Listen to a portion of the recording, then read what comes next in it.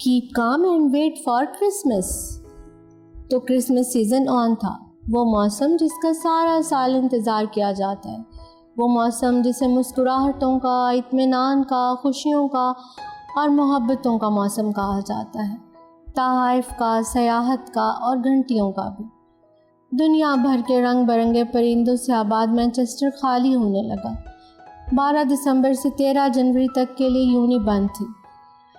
فٹزورتھ park hall, students کی رہائش گاہ اوک ہاؤس اور آس پاس کی دوسری اسٹوڈنٹس کی رہائش گاہیں خالی ہونے لگیں۔ دوسرے شہروں سے آئے اسٹوڈنٹس اپنے گھروں کو چلے گئے۔ دوسرے ملکوں سے آئے کچھ مانچسٹر میں جاب کی وجہ سے رہ گئے، کچھ اپنے دوستوں کے ساتھ ان کے گھروں کو چلے گئے اور کچھ دوسرے ملکوں کی سیاحت کی تیاری کرنے لگے۔ امراہ نے آکسفورڈ روڈ کو سنسان ہوتے دیکھا، جہاں پر صبح اسٹوڈنٹ کا ہجوم تیزی سے حرکت کرتا نظر آیا کرتا تھا۔ امراہ ایک دم سے سب کو یاد کرنے لگی تھی، جنہیں وہ جانتی تھی اور جنہیں قطعاً نہیں جانتی تھی، سب کو۔ اتنے ہزاروں اسٹوڈنٹس کے جمع غفیر کو اسے نہیں معلوم تھا کہ وہ اس ماحول سے اتنی وابستہ ہو چکی ہے کہ اس ماحول کے بدل جانے سے ایسے اداس ہو جائے گی۔ آکسفورڈ کو ایسے خالی خالی دیکھ کر اسے ہال پڑتے، وہ اتنی جذباتی ہے، اسے اب معلوم ہو رہا تھا۔ اس کے اسٹور میں سپر سیل کی تیاری تقریباً مکمل ہو چکی تھی۔ اب ایک پورا مہینہ وہ دن رات کام کر سکتی تھی۔ ان کی فی گھنٹہ اجرت بھی بڑھا دی گئی تھی۔ وہ ان دنوں زیادہ سے زیادہ کافی زیادہ پاؤنڈز کما سکتے تھے اور امراہ یہ پاؤنڈز کمانا چاہتی تھی۔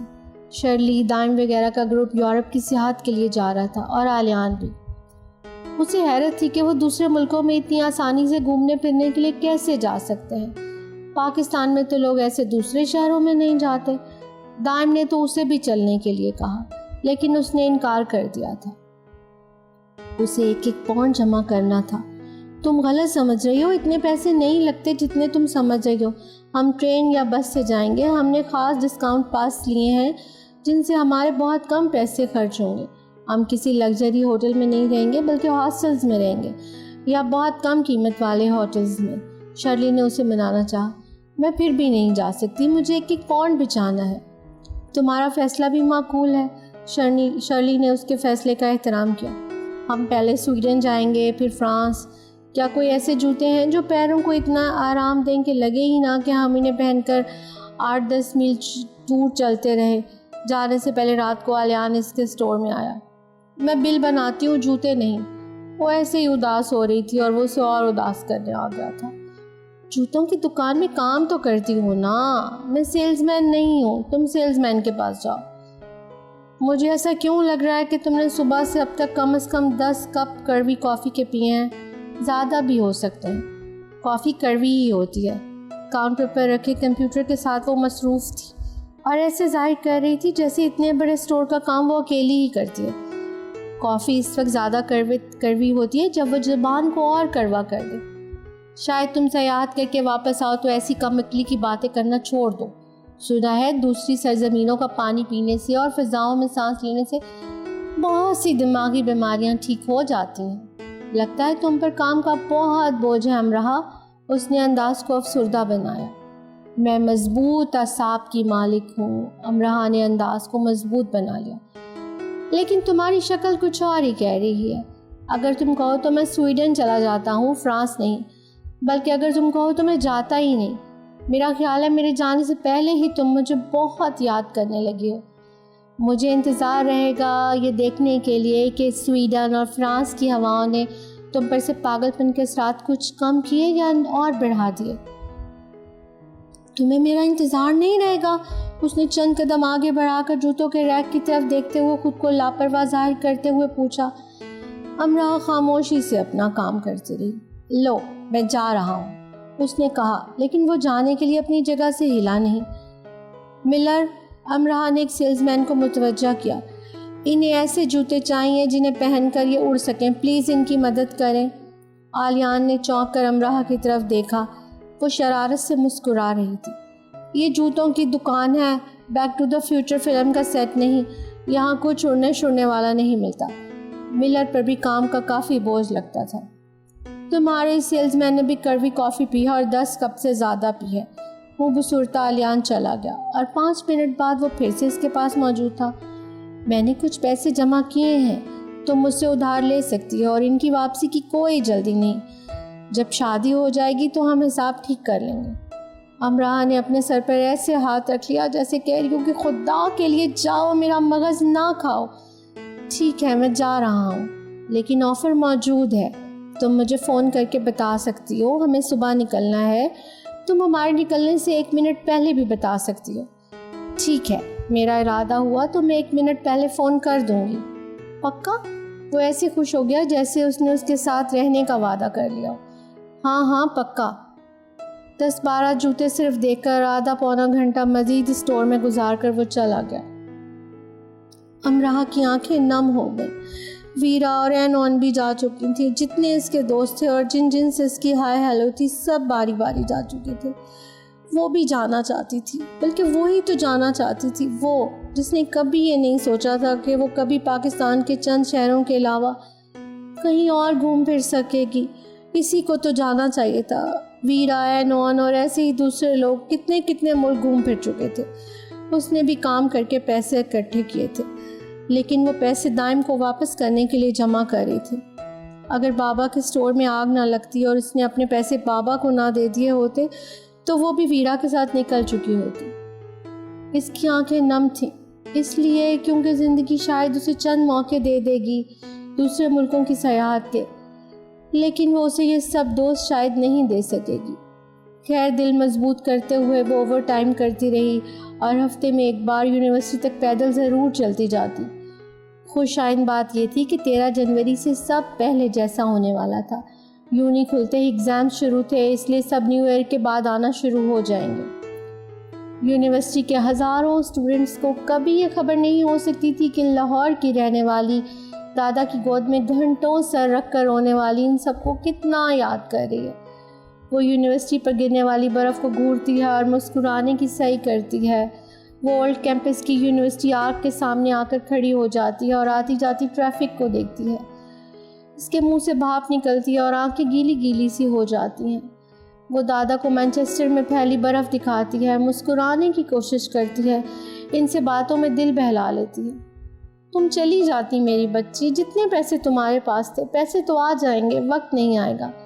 میں اگلے سال چلی جاؤں گی، اگلے سال تک تو میں یہی ہوں نا، اس نے دادا سے کہا اور خود کو بھی تسلی دی۔ زندگی نے جتنے جھولے اپنی باہوں میں تھام رکھے ہیں وہ سب وقت کے اشارے سے چلتے ہیں۔ ان میں جھولنے کے لیے وقت کے اشارے کا انتظار کرنا ہی پڑتا ہے۔ اور کہا جاتا ہے کہ کیا پیاری چیز ہے شمع کرسمس، نہیں کرتی شور و ہوگا اور ملامت سے خود کو نچھاور کرتی چلی جاتی ہے، بے غرضی سے یہ خدمت پر معمور رہتی ہے۔ سارا مانچسٹر اور سارا برطانیہ اور سارے کا سارا یورپ کرسمس فلو کا شکار ہو چکا تھا۔ کوئی چھینکتا ہوا نظر نہیں آتا تھا، لیکن مسکراتا ہوا ضرور آتا تھا۔ سٹی سینٹر کرسمس مارکیٹ میں اونچے ستون پر بہت بڑے سے سینتا کلاس کو بٹھا دیا گیا تھا، جو بڑے بوڑھوں سے پرشفقت مسکراہٹ سب پر نچھاور کرتا تھا۔ کرسمس کے بڑے میلوں میں شمار ہونے والا میلہ 200 سے زائد اسٹالز کے ساتھ سٹی سینٹر میں سج چکا تھا، جہاں راتیں جگمگ کرتی تھیں اور دن کلکاریاں بھرتی تھیں، جہاں رکھی سیل کی چیزیں گدگدی کرتی تھیں کہ آخر مجھے اٹھا کر اپنے نرم گرم گھروں میں کیوں نہیں لے جاتے، زیادہ مہنگی تو نہیں ہے ہم۔ کام کی زیادتی نے اسے تھکا ڈالا تھا، بل بناتے بناتے اس کی انگلیاں ٹوٹنے جیسی ہو جاتی تھیں۔ برگر کو کافی کے ساتھ بمشکل اندر کرتی تھی، گھر جا کر چند گھنٹے سوتی اور پھر سے کام پر آ جاتی۔ دادا سے بھی بہت کم بات ہوتی۔ کتنی کمزور ہو گئی ہو تم؟ دادا سے کافی دنوں بعد بات ہوئی تو وہ اداس ہو گئے۔ آپ کو تو بس میں ایسے ہی لگتی ہوں، ٹھیک ہوں دادا میں۔ اگلے دن بابا کا فون آیا، چھوڑ دو جاب، میں تمہیں کیسے بھی کر کے پیسے بھیج دیا کروں گا۔ نہیں، اس کی ضرورت نہیں ہے، میں ٹھیک ہوں۔ دادا نے شاید آپ کو پریشان کر دیا۔ اس کی نہ کرنے پر بھی بابا نے اس کے اکاؤنٹ میں تھوڑے سے پیسے ٹرانسفر کر دیے، جس نے ہاتھ بھی نہ اس نے لگایا۔ زندگی میں ملنے والی اسی آرام و آسائش نے اسے ایسا بنا دیا تھا، ریڈی میڈ کھانے کو ملتا رہے تو خود کھانا پکانے کی زحمت کوئی بھی نہیں کرتا۔ ایک بار وہ ڈیرک کے ساتھ جیمسون گئی تھی، ان دونوں کی بنائی ڈاکومنٹری کو لے کر ان کی ایک نمائندے سے ملاقات طے تھی۔ ملاقات کے بعد جب نمائندہ چلا گیا اور بل آیا تو ڈیرک نے ویٹر سے کہا کہ وہ اس بل کو آفس میں بھجوا دے۔ بل کے نیچے ڈیرک نے سائن کر دیے تھے۔ کس کے آفس؟ ڈیرک ہنسنے لگا۔ میرے پاپا کے آفس۔ بل اتنی دور ان کے آفس جائے گا؟ تھوڑے سے پیسے دینے ہیں، میں بل دے دیتی ہوں۔ میرے پاپا کا آفس یہی اسی ریسٹورانٹ میں ہے، وہ ڈرمسن کے تیسرے حصے دار ہیں۔ تمہارے پاپا یہاں کے تیسرے حصے دار ہیں تو ویٹر تمہیں بل کیوں دیتا ہے؟ انفیکٹ مجھے سختی سے منع کیا گیا ہے کہ میں یہاں نہ آیا کروں۔ میں یہاں تب آتا ہوں جب بالکل خالی جیب ہو جاتا ہوں، کبھی کبھار، زیادہ نہیں۔ بل پر میں سائن کر دیتا ہوں اور جب میرے پاس پیسے ہوتے ہیں میں یہاں آ کر بل چکا جاتا ہوں۔ اتنی سی رعایت مجھے مل جاتی ہے۔ تم کہہ رہے ہو یہ تمہارے پاپا کا ریسٹورانٹ ہے، پھر بھی تمہارے ساتھ یہ سب؟ میرے فادر امریکہ سے یہاں کام کے لیے آئے تھے۔ 10 سال تک انہوں نے گاڑیوں کی ایک فیکٹری کی صفائی کا کام کیا ہے۔ ان کے جسم سے مستقل کیمیکل کی بو آنے لگی تھی۔ ان کا کہنا ہے کہ ان 10 سالوں میں انہوں نے اپنی سگریٹ پینے کی خواہش کو دبائے رکھا، اور ایک سگریٹ کی ڈبیا جب انہیں تحفے میں ملی تو انہوں نے اسے جلا دیا کہ اگر انہوں نے وہ پی لی تو 10 برسوں میں کمائے گئے سارے پاؤنڈز دھوئیں کی نظر ہو جائیں گے۔ جس کے فادر کا ایسی ماضی رہا ہو اس کے بیٹے پر یہ سوٹ نہیں کرتا کہ وہ مینچسٹر جیسی بڑی یونیورسٹی میں پڑھے بھی اور باپ کی کمائی پر ایسے عیش بھی کرے۔ اسکول کی چھٹیوں میں میں نے اسی ریسٹورانٹ میں کام کیا ہے۔ ایک بار میں نے غصے میں اسٹاف کے ایک ورکر کو دھکا دے دیا تھا، مجھے اسی وقت جاب سے نکال دیا گیا تھا۔ اب میں ڈاکومنٹریز بنا کر اپنا خرچ نکالتا ہوں۔ آخر والدین اپنی اولاد کے لیے ہی کماتے ہیں۔ ہاں تو میں اتنا بڑا ہو گیا ہوں، بس بہت کھا لی ان کی کمائی۔ اگر سارے والدین صرف اولاد کا ہی سوچتے رہیں گے تو انسانیت کا کون سوچے گا؟ انسانیت کا؟ اس جواب پر امراہ دنگ رہ گئی۔ ہاں، اگر وہ لوگ ساری زندگی کما کر صرف اپنی اولاد ہی کا سوچتے رہیں گے تو کل انسانیت کے بارے میں کون سوچے گا؟ ہمیں اپنی زندگی کے دائرے اتنے محدود نہیں کر لینے چاہیے کہ ہماری ساری زندگی کا حاصل صرف چند افراد کو ہی فائدہ دے۔ امراہ لاجواب ہو چکی تھی۔ کرسمس سے چند دن پہلے وہ سادنا کے ساتھ کرسمس مارکیٹ آئی اور دونوں نے لیڈی مہر کی بتائی ہوئی ڈھیر خریداری کی۔ انہوں نے اپنے سب بچوں کے لیے تحائف منگائے تھے۔ نئے سال کے پہلے ہفتے میں مارگن کی شادی بھی تھی، کچھ اس سلسلے کی خریداری بھی کی۔ سادنا گھر چلی گئی اور وہ اپنی یونی آ گئی اور آ کر اولڈ کیمپس کی آرک کے نیچے کھڑی ہو گئی۔ موسم کے تیور صبح سے ہی بدل رہے تھے۔ تیز ہوا چل رہی تھی اور BBC نیوز نے برف باری کی خبر دے دی تھی۔ وہ محراب کی دیوار کے ساتھ ٹک کر کھڑی دھندلے آسمان کو دیکھ رہی تھی۔ دھند بڑھتی ہی جا رہی تھی اور کچھ دور آگے کی چیزیں نظر نہیں آ رہی تھیں۔ اسے یہ سب اچھا لگ رہا تھا۔ اسے برف باری کا انتظار تھا۔ اس کے پاس 1 گھنٹہ تھا، پھر اسے واپس اپنی جاب پر جانا تھا اور وہ اپنی یونی کے آگے برف باری کو ہوتے دیکھنا چاہتی تھی۔ ہوا اور تیز ہو گئی، دھند اور بڑھنے لگی، روئی کے گالے ماں کے پیار کی طرح نرمی سے زمین پر برسنے لگے۔ امراہ نے اپنے سرخ دستانوں والے ہاتھوں کو پھیلا لیا۔ برف باری بلا شبہ وہ منظر ہے جو پہلی بار دیکھنے والوں کو مستانہ سا کر دیتا ہے۔ سفید پھول برف بنے امراہ سے شرارتیں کرنے لگے۔ دونوں میں دوستی ہو رہی تھی، عہد و پیمان تشکیل دیے جا رہے تھے۔ قدرت کے شاہکاروں کو سراہا جا رہا تھا، ان سے لپٹا جا رہا تھا۔ دور دھند میں اس نے دیکھا کہ کوئی آ رہا ہے۔ وہ آلیان تھا۔ وہ قریب آیا اور دور ہوتا چلا گیا۔ وہ آلیان نہیں تھا۔ برفیلے ریشوں کو اپنے سرخ دستانوں پر سمیٹے وہ جہاں کی تہاں کھڑی رہ گئی۔ اسے آلیان آتا اور جاتا کیوں نظر آیا تھا؟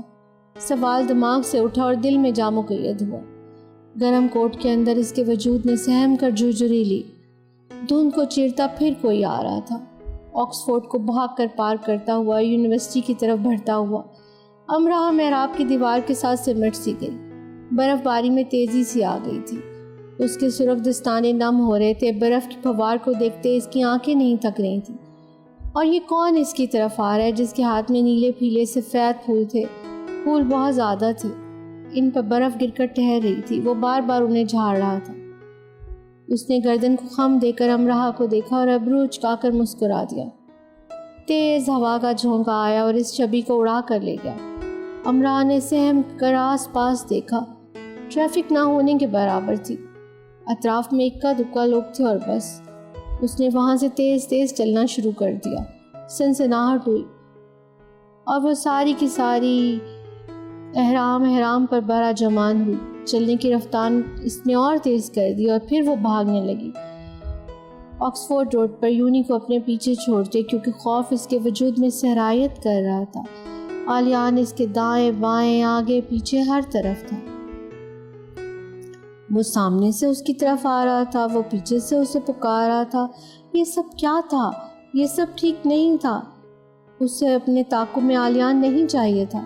برف پر بھاگتے بھاگتے وہ پھسل کر گر گئی. یہ آلیان کون تھا جس نے اسے گرا دیا تھا؟ ٹھنڈی ناک سے درد کی لہر اٹھی. اٹھ کر اس نے اپنے کپڑے جھاڑے. برف اس کے وجود میں اترتی اسے ٹھنڈا کر رہی تھی. وہ کانپ رہی تھی. کیا ٹھنڈ سے؟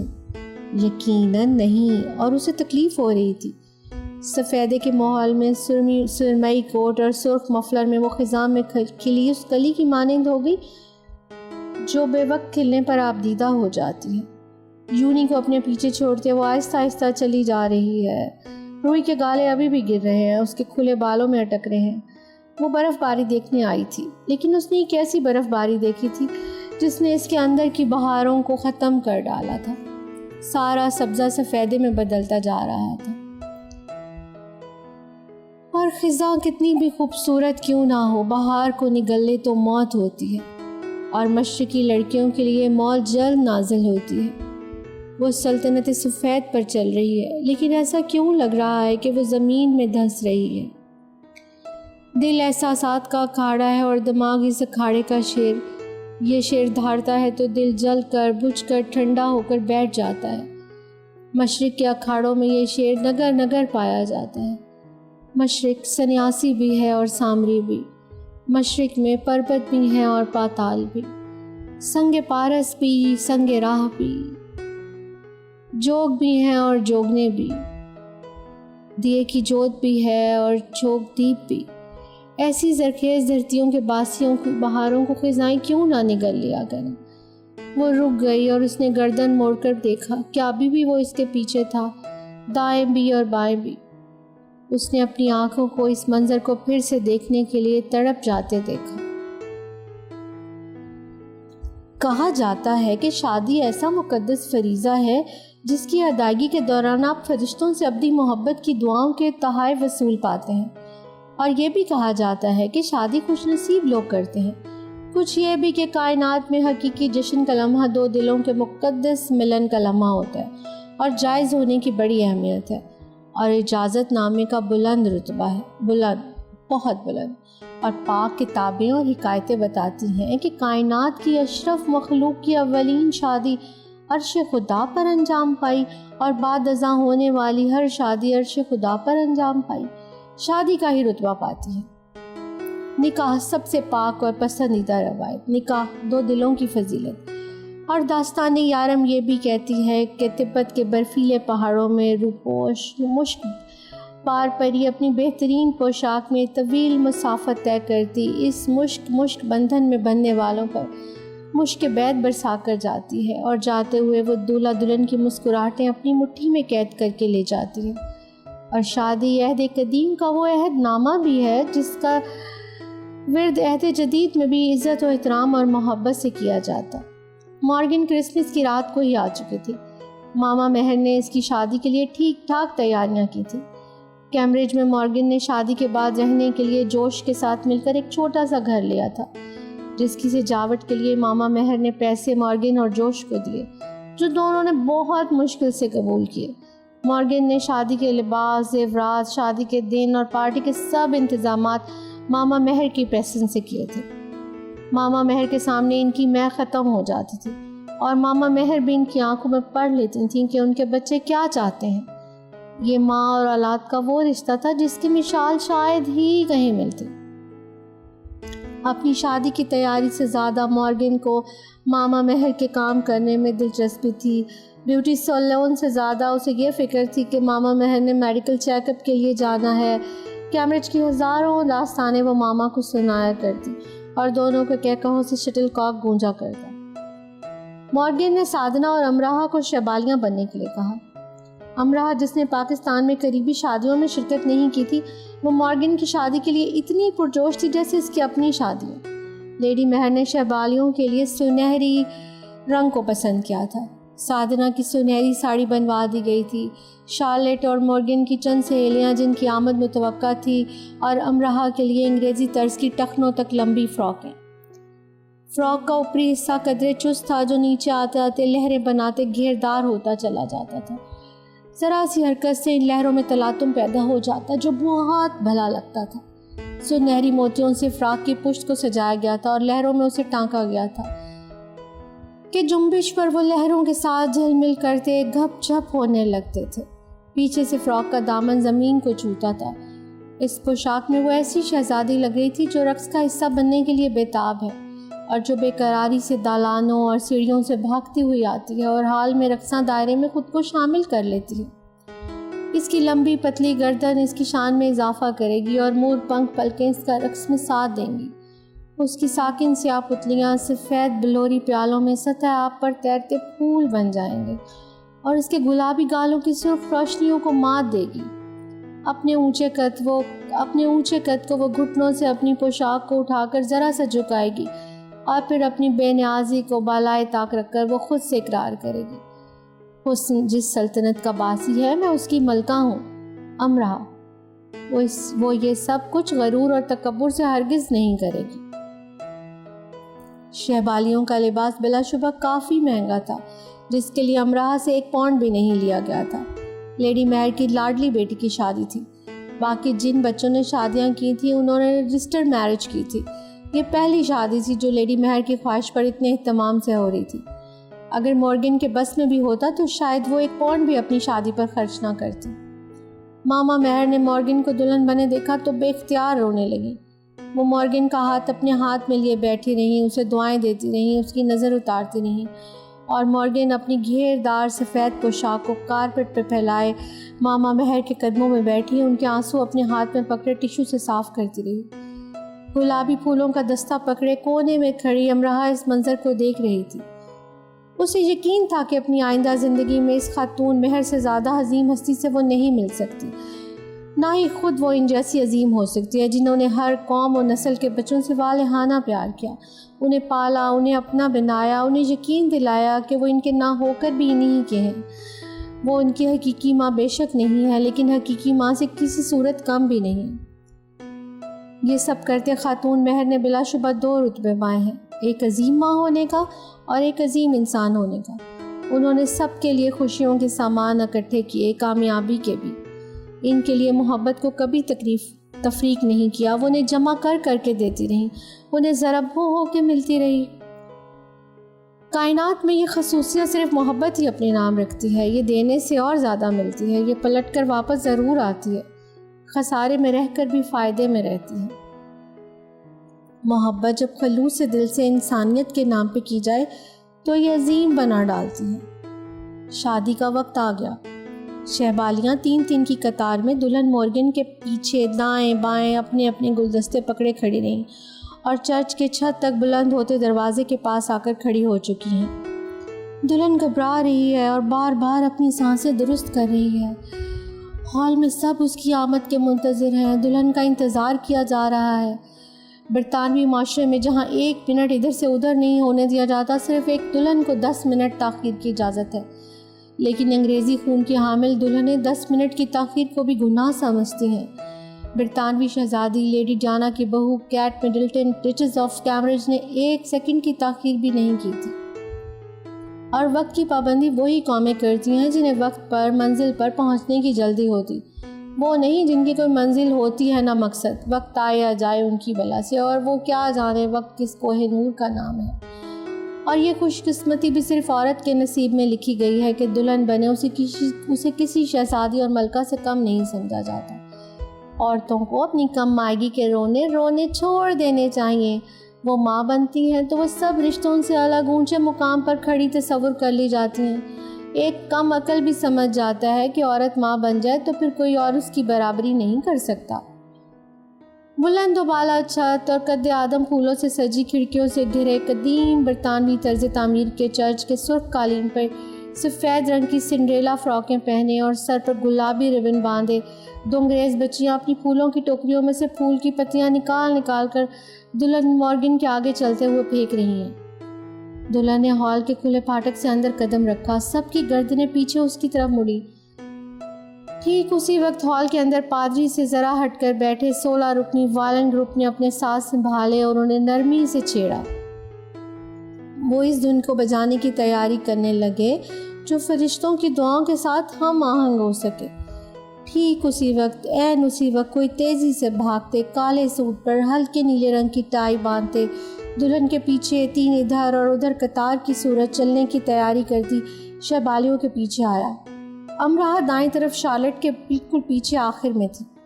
سنہری پانیوں سے نکلی ایک امراہ، عربی شہزادے کے گھوڑے سے اترا ایک آلیان۔ وائلن کے دھیمے سور اسی وقت دولہا دلہن سے سجے ہال میں بکھرے۔ آلیان کی آمد کی ایسی خوشی، کیسی آمد تھی آلیان کی! وہ سر سنگیت ساتھ لایا تھا۔ آہٹ پر امراہ نے گردن موڑ کر دیکھا، وہ جلدی جلدی اپنی ٹائی کو باندھنے کی کوشش کر رہا تھا۔ شاید اس نے زندگی میں پہلی بار سوٹ اور ٹائی پہنی ہے، کیونکہ وہ ٹائی کو ایسے باندھ رہا تھا جیسے گلے میں پھندے کو فٹ کر رہا ہو۔ اسے تو 1 ہفتے بعد آنا تھا، وہ 1 ہفتے پہلے کیسے آ گیا تھا؟ امراہ کے پیچھے چلتے وہ اپنی ٹائی کے ساتھ مصروف تھا۔ شاید اسے بھی خود کو ہر صورت دولہا کی طرح خوبصورت دکھنا تھا۔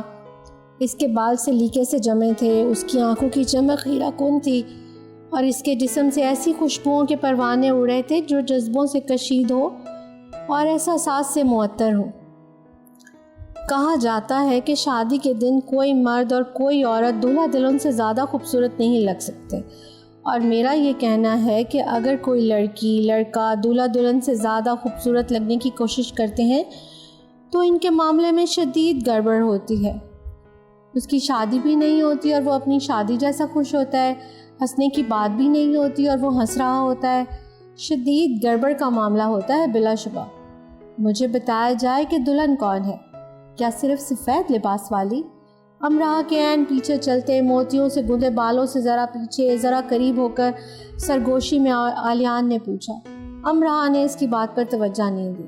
وہ سفید پھولوں سے سجے ہال کو دیکھ رہی تھی اور اونچی چھت سے جھولتے فانوس کو، جس کی روشنی چرچ کی وسعتوں کو بقع نور بنا رہی تھی، اور پھر ان مہمانوں کو جو مسرور تھے اور ان بچوں کو جو صرف دلہن کو دیکھ رہے تھے۔ اور یوں وہاں وائلن تھے، کمکمے تھے، پھول تھے، کہکہے تھے، دولہا دلہن تھے، ایک آلیان اور ایک امراہ تھے۔ اور اس تقریب کو خاص ہونے کے لیے کیا چاہیے تھا؟ لیڈی مہر کے سب بچے اپنے اپنے بچوں، بیویوں اور کچھ دوسرے دوستوں کے ساتھ موجود تھے۔ باقی جوش کے گھر والے، رشتہ دار اور دوست تھے، کافی زیادہ لوگ تھے۔ سب 2 اطراف نشستوں پر براجمان تھے۔ امراہ کے پیچھے سے گھوم کر ماما مہر کے ہاتھ کو چوم کر آلیان جوش کے پاس گیا اور اپنا تعارف کرایا، اور جوش کے شہبالہ کے ساتھ جا کر کھڑا ہو گیا۔ دلہن پادری کے سامنے اور دولہا کے سامنے آ کھڑی ہو۔ سب تنظیم میں کھڑے ہو گئے۔ پھر شادی کی رسم شروع ہوئی۔ اجازت نامہ دیا جانے لگا، اجازت نامہ دہرایا جانے لگا۔ شہبالیاں دلہن سے پیچھے ہٹ کر قطار میں کھڑی ہو گئی۔ وہ سب دولہا اور دلہن کو دیکھ رہی تھی۔ امراہ واجد آج بہت خوش ہے۔ یہ پہلی تقریب ہے جس میں وہ روئے بنا شریک ہے، ڈرے بنا۔ اب اسے کونے میں چھپ کر بیٹھنے کی جلدی تھی نہ ضرورت، اس کے لیے وقت بدل چکا ہے۔ وہ پھولوں کو تھامے، گردن اٹھائے، مسکراہٹ سجائے خوبصورت لگ سکتی ہے، خوش ہو سکتی ہے۔ وہ خوبصورت لگ رہی ہے، خوش تو وہ بلا شبہ بہت ہے۔ اس کی پوشاک میں لہریں جس گیت کی مالا بننے میں مگن ہے، وہ گیت وہ چپکے سن رہی ہے۔ اس کی آنکھوں کی چمک اپنی ہی جن اداؤں پر فدا ہے، وہ ان سے باخبر ہو رہی ہے۔ جس صدائے محبوبیت سے وہ رخ بدلنے میں مگن ہے، وہ اس سے بھی انجان نہیں ہے۔ مشک بار پری آ چکی ہے اور مشک بیت برسا رہی ہے۔